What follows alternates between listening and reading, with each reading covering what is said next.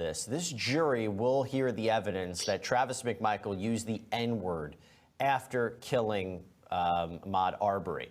The question becomes, how does the defense get around that, right? Because if the prosecution is painting these individuals as racists who deliberately hunted down this man and killed him, they're building a case that makes a lot of sense between that, how maybe jurors view the Confederate flag, the state flag. And then the issue, of course, is if he used these racial slurs, both that and online, which they want to present as well, it makes sense. What does the defense do? Did they say he never made that statement? William Roddy Bryant, who told police that he made that statement, is lying? How do they get past that? Yeah, there's, it's a tough issue to get around. Inherently, that's going to present an issue for the defense. Now, a lot of context is going to matter.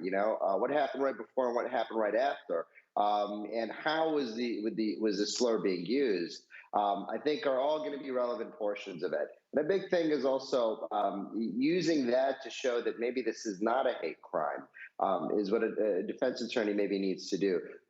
Dilute down maybe whether this is a hate crime or not, and get down to the bottom of that issue because that's going to aggravate things a little bit. So ultimately, it's a tough issue to tackle, and not only that, it's an invoking word, right?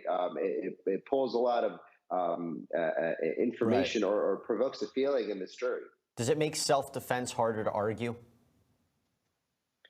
To some extent, yes, in the sense that you got to present it to this jury. Now, self-defense is strictly an item where we really look at what happened physically and how that was altered, and there's going to be a close assessment here in this case of the seconds, the milliseconds leading up to the homicide.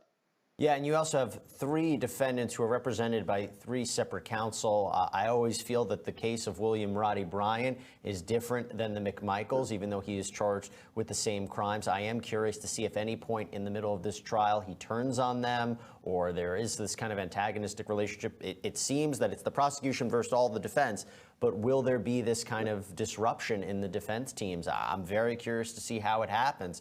And we're going to get really a granular take of what ultimately occurred during that time of the shooting. It's not just what was in that tape, the infamous cell phone video, but also what does the evidence show as well. But we're not quite there. A jury is still being selected. We have a lot more to cover.